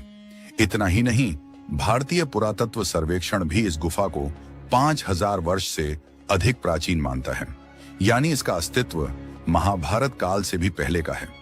कुछ अन्य प्राचीन ग्रंथों में भी उल्लेख मिलता है कि शैव परंपरा से जुड़े कश्मीर के राजा पहलगाम के आसपास स्थित बर्फीले शिवलिंग की आराधना के लिए जाया करते थे और इतिहासकार इस बात पर सहमत हैं कि वह हिमानी शिवलिंग कोई और नहीं बल्कि अमरनाथ ही था। नीलमत पुराण जैसे ग्रंथों में भी अमरनाथ गुफा और उसकी पवित्रता का वर्णन मिलता है। ये सभी प्रमाण उस काल के हैं जब इस्लाम का उदय भी नहीं हुआ था। ऐसे में यह सवाल स्वाभाविक है कि बूटा मलिक की कथा को अमरनाथ की खोज से जोड़ने की आवश्यकता क्यों पड़ी? क्या यह कहानी इतिहास को सरल बनाने का प्रयास थी या फिर किसी विशेष समय में लोगों को भ्रमित करने के लिए घड़ी गई एक प्रतीकात्मक कथा? यही वह रहस्य है जहां आस्था और इतिहास आमने सामने खड़े दिखाई देते हैं। क्या सच में ऐसा हुआ था या नहीं, इसका प्रमाण शायद किसी के पास नहीं है, लेकिन आस्था कहती है कि यह गुफा सदियों नहीं बल्कि युगों पुरानी है। आज भी भक्त मानते हैं कि यहाँ स्वयं भोलेनाथ विराजमान हैं, और सिर्फ वही नहीं बल्कि वे दो रहस्यमयी कबूतर भी, जिन्होंने कभी शिव से अमृतत्व का रहस्य सुन लिया था। अब आइए उस पौराणिक कथा की ओर चलते हैं जो भगवान शिव और इस दिव्य स्थान के निर्माण से जुड़ी मानी जाती है। अमरनाथ केवल एक तीर्थ नहीं बल्कि हिंदू धर्म की आत्मा से जुड़ा हुआ स्थान है। हर वर्ष लाखों श्रद्धालु कठिन पहाड़ी रास्तों, बर्फीली हवाओं और जोखिमों को पार करते हुए सिर्फ एक दर्शन के लिए यहाँ पहुंचते हैं, बाबा बर्फानी के उस प्राकृतिक शिवलिंग के लिए जो आस्था और चमत्कार का प्रतीक माना जाता है। पुराणों में वर्णित एक कथा के अनुसार यही वह स्थान है जहां भगवान शिव ने माता पार्वती को अमृतत्व का गूढ़ रहस्य सुनाया था। कहा जाता है कि एक दिन माता पार्वती के मन में एक प्रश्न उठा। उन्होंने शिव से कहा, प्रभु, मेरा यह शरीर तो नश्वर है, एक दिन नष्ट हो जाएगा, पर आप काल से परे हैं, मृत्यु से अछूते हैं। आखिर इसका कारण क्या है? मैं भी वह रहस्य जानना चाहती हूं जिससे आप अमर हैं। शिव मुस्कुराए और बोले, यह सब अमर कथा का प्रभाव है। बस यही शब्द पार्वती की जिज्ञासा को और गहरा कर गए। वे बार बार शिव से आग्रह करने लगीं कि उन्हें वह अमर कथा सुनाई जाए। शिव जानते थे कि यह साधारण ज्ञान नहीं है। वे लंबे समय तक इस विषय को टालते रहे, लेकिन जब पार्वती की जिज्ञासा शांत होने का नाम नहीं ले रही थी तो शिव ने निश्चय किया कि अब समय आ गया है। पर एक शर्त थी। शिव नहीं चाहते थे कि यह दिव्य रहस्य उनके और पार्वती के अतिरिक्त किसी भी जीव के कानों तक पहुंचे। इसी कारण उन्होंने एक ऐसे स्थान की खोज की जो पूरी तरह निर्जन हो, जहां केवल प्रकृति की शांति हो और कोई तीसरा साक्षी न हो। और इसी खोज ने उन्हें हिमालय की गोद में छुपी उस रहस्यमयी गुफा की ओर ले गया, जिसे आज हम अमरनाथ के नाम से जानते हैं। महादेव ने अमृतत्व की इस दिव्य कथा को पूर्णतः गोपनीय रखने के लिए यात्रा के दौरान अपने प्रत्येक साथी को अलग अलग स्थानों पर विराम दिया, ताकि इस रहस्य को कोई और न सुन सके। सबसे पहले उन्होंने अपने प्रिय वाहन नंदी महाराज को उस स्थान पर ठहराया जिसे आज पहलगाम के नाम से जाना जाता है। इसके बाद अपनी जटाओं में सुशोभित चंद्रमा को उन्होंने चंदनवाड़ी में विराजमान कर दिया। आगे बढ़ते हुए शेषनाग सरोवर के समीप उन्होंने अपने कंठ में लिपटे वासुकी नाग को वहीं छोड़ दिया। इसके पश्चात महादेव ने अपने पुत्र गणपति को आदेश दिया कि वे महागणेश पर्वत पर ही रुकें। इतना ही नहीं, शिव ने सृष्टि के पंच महाभूत वायु, जल, अग्नि, पृथ्वी और आकाश को भी उसी मार्ग में त्याग दिया। मान्यता है कि पंचतरणी वही पवित्र स्थल है जहां ये पांचों तत्व एकत्र होकर स्थित रहते हैं। जब सब कुछ पीछे छूट गया और चारों ओर पूर्ण निस्तब्धता छा गई, तब महादेव माता पार्वती के साथ अमरनाथ की गुफा में प्रवेश करते हैं। शिव ने यह भली भांति सुनिश्चित कर लिया कि उस स्थान पर उनके अतिरिक्त और कोई भी जीव उपस्थित न हो। हालांकि उसी समय वहां एक छोटा सा पक्षी, जिसे सुख कहा गया है, अनजाने में मौजूद था। इसके बाद भगवान शिव ने माता पार्वती को अमृतत्व की रहस्यमयी कथा सुनाना आरंभ किया। उन्होंने पार्वती से कहा कि वे समय समय पर हुंकार भरती रहें, जिससे कथा की निरंतरता बनी रहे। प्रारंभ में देवी पार्वती पूरी तन्मयता से हुंकार देती रहीं, किंतु कथा की गहराई में डूबते डूबते उन्हें नींद आ गई। उधर शिव बिना रुके कथा सुनाते रहे। पार्वती के निद्रा में चले जाने के बाद वही सुख नामक पक्षी उनकी जगह हुंकार भरने लगा, क्योंकि वह भी उस अमर कथा को बड़े ध्यान से सुन रहा था। कुछ समय बाद महादेव को आभास हुआ कि हुंकार की ध्वनि में कुछ असामान्य है। जब उन्होंने पीछे मुड़कर देखा तो माता पार्वती गहन निद्रा में थीं और उनके समीप बैठा हुआ एक कबूतर हुंकार भर रहा था।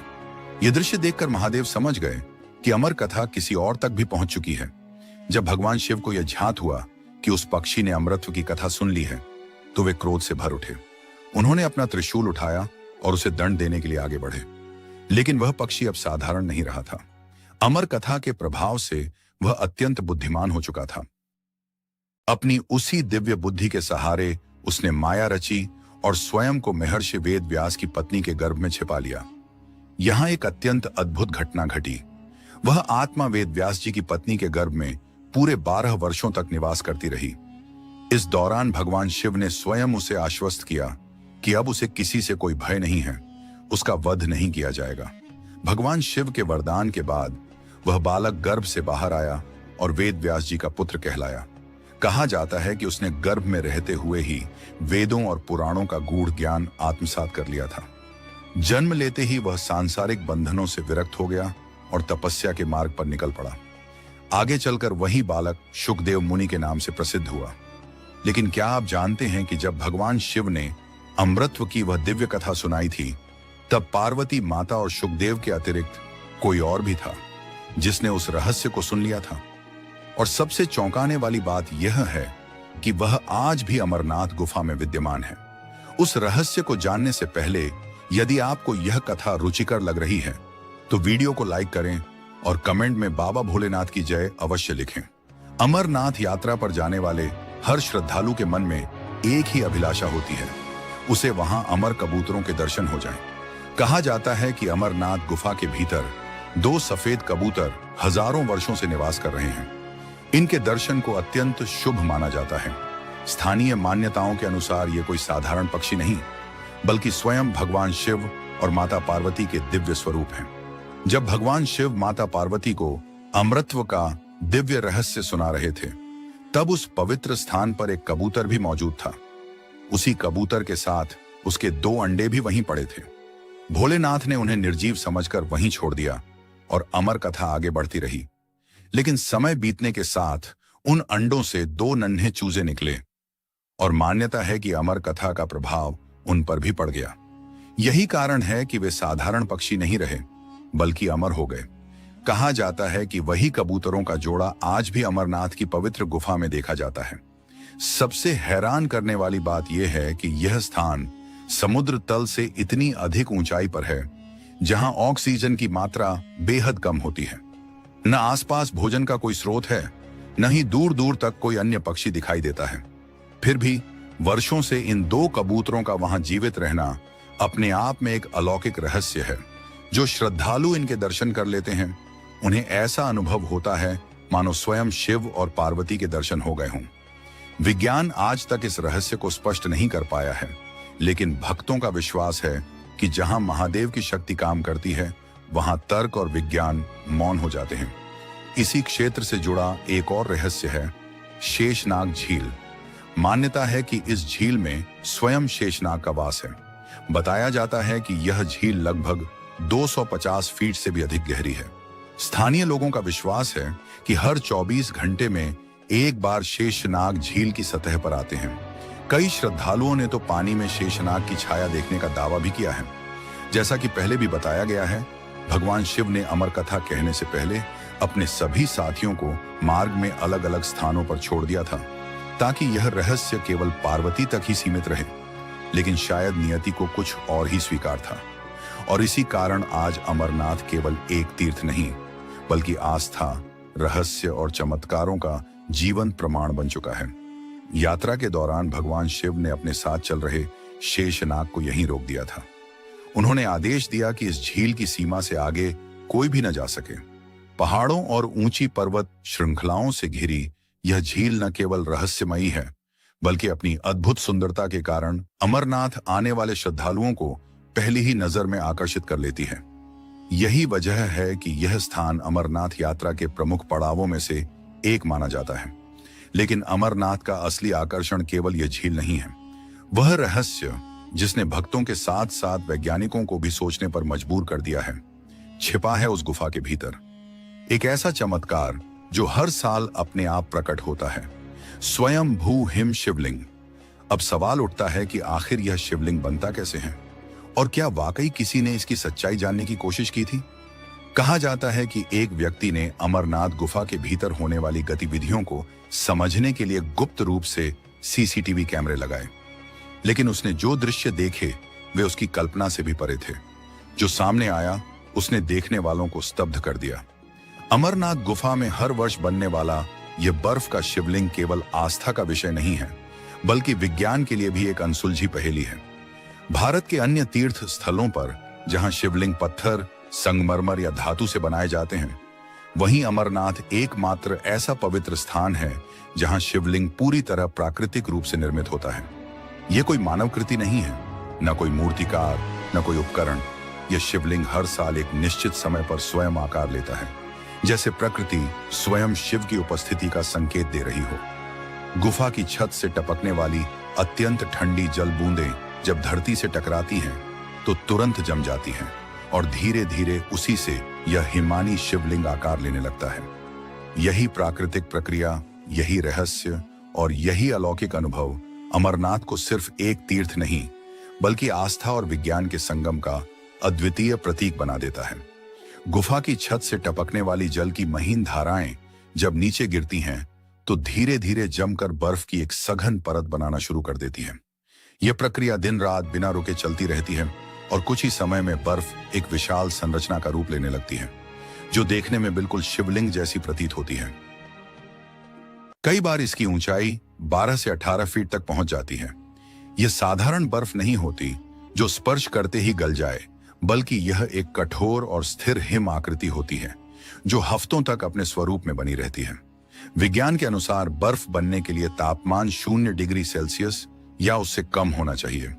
लेकिन आश्चर्य की बात यह है कि अमरनाथ यात्रा के दौरान जब लाखों श्रद्धालु इस गुफा तक पहुंचते हैं, तब कई बार यहाँ का तापमान 0 से ऊपर दर्ज किया गया है। ऐसे में एक स्वाभाविक प्रश्न उठता है, जब तापमान अनुकूल नहीं है तो यह बर्फ जमती कैसे है? वैज्ञानिकों ने इसे समझाने के लिए कई सिद्धांत दिए। कुछ इसे स्टैलगमाइट फॉर्मेशन की प्रक्रिया बताते हैं, यानी छत से टपकते जल कणों का नीचे जमकर स्तंभ का रूप लेना। लेकिन यह व्याख्या भी पूरी तरह संतोषजनक नहीं मानी जाती। सवाल आज भी बना हुआ है कि अगर यह केवल एक प्राकृतिक प्रक्रिया है, तो फिर यह हर गुफा में क्यों नहीं दिखाई देती और हर बार इसका आकार शिवलिंग जैसा ही क्यों बनता है? इस रहस्य को और गहरा बना देती है एक और बात, इस हिम शिवलिंग का आकार चंद्रमा की कलाओं के साथ बदलता रहता है। जैसे जैसे पूर्णिमा निकट आती है, शिवलिंग अपने सबसे पूर्ण और विशाल रूप में दिखाई देता है और अमावस्या के बाद धीरे धीरे छोटा होने लगता है। यह सब किसी अदृश्य गणना का हिस्सा लगता है, मानो हर बूंद, हर क्षण और हर दिशा पहले से निर्धारित हो। न वहां कोई पुजारी इसे गढ़ता है, न कोई मूर्तिकार और न ही कोई मशीन। फिर भी हर वर्ष ठीक उसी स्थान पर, उसी स्वरूप में यह दिव्य आकृति स्वयं प्रकट होती है। शायद इसी कारण श्रद्धालु इसे केवल एक प्राकृतिक घटना नहीं, बल्कि आस्था और रहस्य का जीवन प्रमाण मानते हैं। अमरनाथ की पवित्र गुफा में हर वर्ष आकार लेने वाला हिमलिंग केवल मौसम और प्रकृति का परिणाम नहीं माना जाता, बल्कि आस्था रखने वालों के लिए यह एक दिव्य संदेश है। एक ऐसा संकेत जो बार बार यह अनुभूति कराता है कि भगवान शिव यहाँ केवल निवास नहीं करते, बल्कि स्वयं को प्रकट भी करते हैं। इसी विश्वास के कारण हर साल असंख्य श्रद्धालु अपनी सीमाओं को लांघते हुए इस दुर्गम यात्रा पर निकल पड़ते हैं। बर्फ से ढके रास्ते, अचानक बदलता मौसम, तेज हवाएं और ऊंचे पहाड़, इन सब के बावजूद भक्त आगे बढ़ते हैं, क्योंकि वे यहाँ किसी पत्थर या प्रतिमा के दर्शन के लिए नहीं आते, बल्कि साक्षात बाबा बर्फानी के दर्शन की कामना लेकर चलते हैं। अब सवाल उठता है, क्या यह हिमलिंग केवल जमती हुई बर्फ की एक आकृति है या फिर यह महादेव का शाश्वत प्रतीक है? इसका निश्चित उत्तर शायद विज्ञान कभी न दे सके। लेकिन हर वर्ष जब गुफा के भीतर बम बम भोले के जयकारे गूंजते हैं और भक्तों की आंखें नम हो जाती हैं, तब जो अनुभूति जन्म लेती है वह किसी प्रयोगशाला या सिद्धांत से नहीं, बल्कि श्रद्धा और अनुभव से उपजती है। आज हम यह तो जानते हैं कि अमरनाथ की यात्रा कैसे की जाती है, किन कठिन मार्गों को पार कर बाबा बर्फानी के दर्शन होते हैं। लेकिन इससे पहले आइए जानते हैं एक ऐसी घटना के बारे में जिसने आस्था और रहस्य दोनों को झकझोर कर रख दिया। यह घटना है उस समय की जब एक व्यक्ति ने चुपचाप अमरनाथ गुफा के भीतर सीसीटीवी कैमरा लगाने की कोशिश की। कहानी जम्मू कश्मीर के एक व्यक्ति महेश से जुड़ी है। बताया जाता है कि गुफा बंद होने से ठीक 2 दिन पहले वह किसी तरह सुरक्षा और निगरानी से बचते हुए गुफा के अंदर पहुंच गया और वहां एक कैमरा स्थापित कर दिया। उसके मन में डर लगातार बना हुआ था कि यदि किसी की नजर उस कैमरे पर पड़ गई तो वह गंभीर मुसीबत में फंस सकता है। लेकिन आश्चर्य की बात यह रही कि कैमरा किसी को दिखाई नहीं दिया और फिर 2 दिन बाद गुफा के कपाट बंद कर दिए गए। गुफा के दरवाजे बंद हो गए थे। महेश ने देखा कि गुफा बंद होने से कुछ ही समय पहले एक साधु अंदर प्रवेश कर रहा था। सभी श्रद्धालु और पुजारी धीरे धीरे गुफा से बाहर निकलकर अपने अपने घरों की ओर लौट रहे थे, लेकिन वह साधु वहीं बैठकर ध्यान में लीन हो गया। महेश ने मन ही मन सोचा कि यह बात पुजारी को बतानी चाहिए, लेकिन उसके दिमाग में एक और ख्याल आया। अगर उसने यह बात कही तो उसके सीसीटीवी वाले अनुभव की भी चर्चा हो जाएगी और परेशानी हो सकती है। इसलिए उसने चुपचाप साधु पर नजर रखना जारी रखा। कुछ ही दिनों में उसने देखा कि साधु का शरीर धीरे धीरे पतला होने लगा। महेश ने अंदाजा लगाया कि शायद भोजन और पानी न लेने की वजह से ऐसा हो रहा है। 1 महीने के बाद हालात और भी असाधारण दिखने लगे। साधु की उपस्थिति लगभग लुप्त होती जा रही थी, केवल उसकी हड्डियां दिखाई दे रही थीं। समय बीतता गया और ऐसा लगने लगा कि साधु हवा में तैर रहे हैं। जैसे जैसे गुफा खुलने का समय नजदीक आया, वह साधु पूरी तरह गायब हो गया। इस अद्भुत नजारे को देखकर महेश पूरी तरह हैरान रह गया। अंततः उसने मंदिर के पुजारी से यह सब साझा किया। पुजारी ने मुस्कुराते हुए बताया कि वह साधु कोई आम साधु नहीं थे। वे शिव की गहन साधना में लीन होकर सिद्ध अवस्था में पहुंच चुके थे, जहां जीवन और मृत्यु का कोई अर्थ नहीं रहता, केवल वह और भगवान शिव होते हैं। आज भी हिमालय की इस रहस्यमयी गुफा में यह घटना भक्तों के लिए एक अद्भुत और अलौकिक अनुभव के रूप में जीवित है। हिमालय की ऊंची चोटियों पर कई ऐसे संत और साधु रहते हैं जो सालों से तपस्या में लीन हैं। इस तथ्य को नजरअंदाज करना संभव नहीं, और अगर आप भी अपनी आत्मा को झकझोर देने वाली किसी अनुभवपूर्ण यात्रा का सपना रखते हैं तो अमरनाथ की यह यात्रा आपके लिए है। यह सिर्फ किसी स्थान की सैर नहीं, बल्कि आपके संकल्प, श्रद्धा और धैर्य की असली परीक्षा है। सावन के महीनों में लाखों भक्त हिमालय की गोद में स्थित उस रहस्यमयी गुफा की ओर निकलते हैं, जहां बिना किसी हस्त निर्माण के प्राकृतिक बर्फ से शिवलिंग अपने आप प्रकट होते हैं।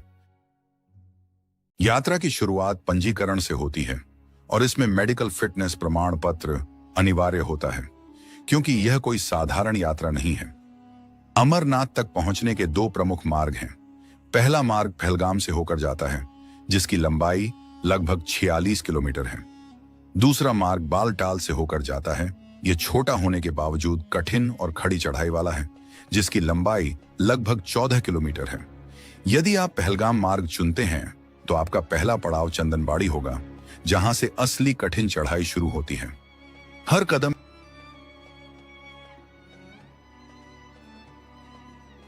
का अगला पड़ाव है शेषनाग, एक शांत और गहरी नीली झील। मान्यता है कि यही भगवान शिव के वाहन शेषनाग का निवास स्थान है।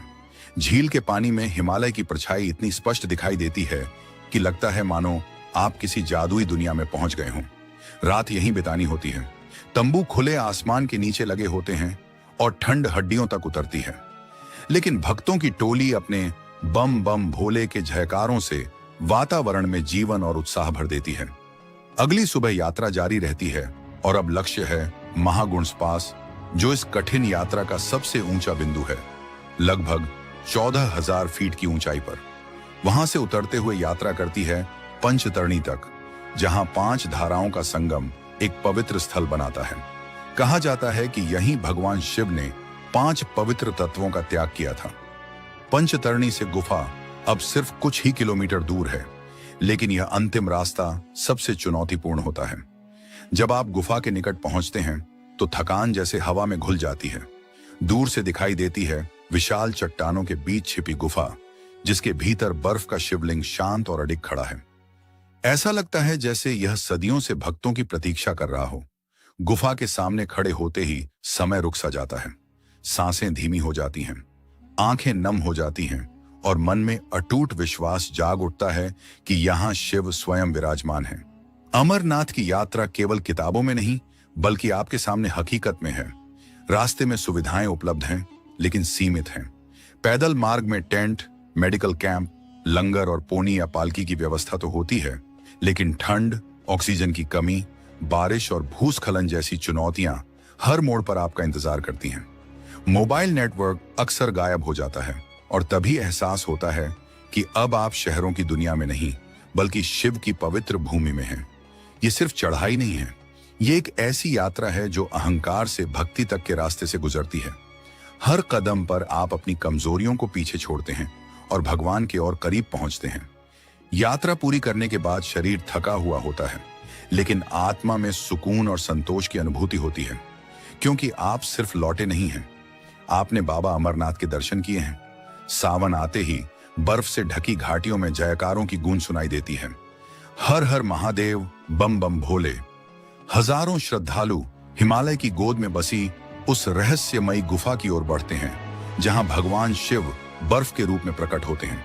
लेकिन इस आस्था के सफर में हर कदम पर एक और साया साथ चलता है, डर, खतरे और अनिश्चितता का। पिछले 30 सालों में यह यात्रा सिर्फ आध्यात्मिक अनुभव नहीं रही, यह बन चुकी है आस्था और आतंक के बीच संघर्ष का प्रतीक। वही पवित्र गुफा जहां शिव जी ने माता पार्वती को अमृत का रहस्य सुनाया था, आज भी भक्तों के लिए चुनौती और भक्ति दोनों का संगम है। आतंकवादियों ने इस पवित्र स्थल को बार बार निशाना बनाया है। पहला हमला 1993 में हुआ और उसके बाद से लेकर आज तक इस तीर्थ भूमि पर 14 से अधिक बार आतंक का साया गिरा। लेकिन इनमें से एक तारीख ऐसी है जिसने पूरे देश को हिलाकर रख दिया। वह थी 1 अगस्त 2000। उस रात पहाड़ों पर चांदनी बिखरी हुई थी, श्रद्धालु अपने तंबुओं में विश्राम कर रहे थे। तभी अचानक एक भयावह घटना ने सब कुछ बदल दिया। आतंकियों ने अंधाधुंध गोलीबारी शुरू कर दी। उस हमले में 32 मासूम श्रद्धालु शहीद हो गए। यह दिन अमरनाथ यात्रा के इतिहास का सबसे काला अध्याय बन गया। फिर आया साल 2017, जब आतंकियों ने एक श्रद्धालुओं से भरी बस को निशाना बनाया। ये लोग बाबा बर्फानी के दर्शन करके लौट रहे थे। गोलीबारी की उस भयावह घटना में 8 श्रद्धालु अपनी जान गंवा बैठे, जिनमें महिलाएं भी शामिल थीं। फिर भी बचने वाले श्रद्धालुओं ने जो कहा, वह हर किसी के दिल को झकझोर देता है। हम फिर आएंगे बाबा के दरबार में, चाहे कुछ भी हो जाए। हर साल आतंकियों की धमकियां और यात्रा को रोकने की कोशिशें होती हैं, लेकिन इसके बावजूद श्रद्धालुओं की संख्या कम नहीं होती, बल्कि हर साल बढ़ती जाती है।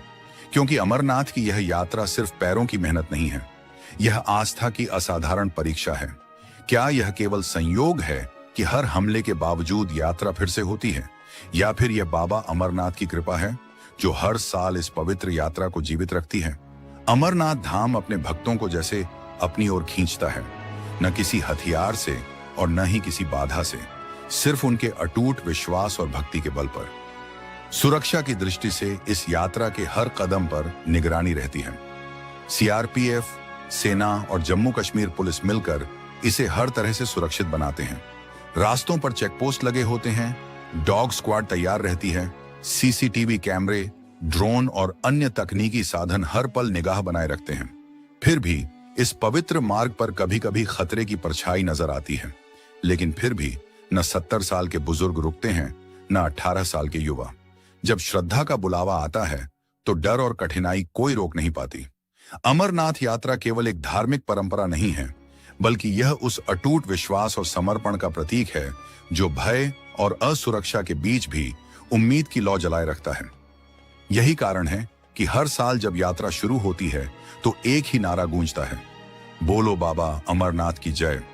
और दोस्तों, अगर आपने कभी इस यात्रा का अनुभव किया है तो कमेंट में अपनी कहानी साझा करें। आपकी यात्रा किसी और श्रद्धालु को भी यहां आने की प्रेरणा दे सकती है।